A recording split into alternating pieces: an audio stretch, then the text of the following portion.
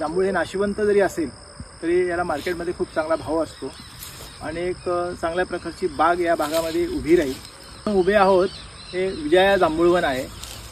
वसुंधरा संजीवनी मंडळ ठाणे यातल्या आरोग्य जलसिंचन प्रकल्पाच्या अंतर्गत श्री नामजोशी साहेबांनी आपल्या मातोश्रींच्या आठवणीच्या प्रित्यर्थ हे जांभूळवन उभारलेलं आहे। यामध्ये अजून एक पुढचा उद्देश असा जोडलेला आहे का जांभूळ हे नाशिवंत जरी असेल तरी याला मार्केटमध्ये खूप चांगला भाव असतो आणि एक चांगल्या प्रकारची बाग या भागामध्ये उभी राहील। त्याचबरोबर आम्ही संस्थात्मक पातळीवर विचार करताना या बागेमध्येच पुढे जाऊन मधुमक्षिका पालन करणार आहोत। म्हणजे जांभळाचं मध हे चांगल्या भावाने विकलं जातं आणि अशा प्रकारे ह्या सगळ्या प्रकल्पाचा एकत्रितपणे विचार केला जातो। 2023-24 मध्ये आम्ही इथे 350 झाडं लावलेली आहेत।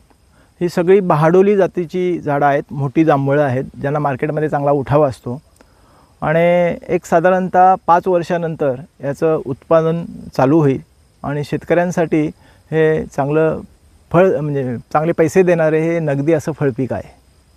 याला जनावरं खात नाहीत, त्याचबरोबर याची चोरी होत नाही आणि त्याचबरोबर हे कमी पाण्यावर देखील वाढतं। अशा सर्वांगाने ह्या जांभळांची निवड करताना विचार केलेला आहे। मधुमक्षिका पालनामध्ये एकतर जांभळांचं परागीभवन खूप चांगल्या प्रकारे होईल, तो एक फायदा आहेच आणि त्याचबरोबर इथे आपल्याला 2 ते 4 मतपेट्या अशा ठेवता येतील आणि त्याद्वारे देखील शेतकऱ्याला एक्स्ट्रा असं 10-20 हजाराचं उत्पन्न मिळू शकतं।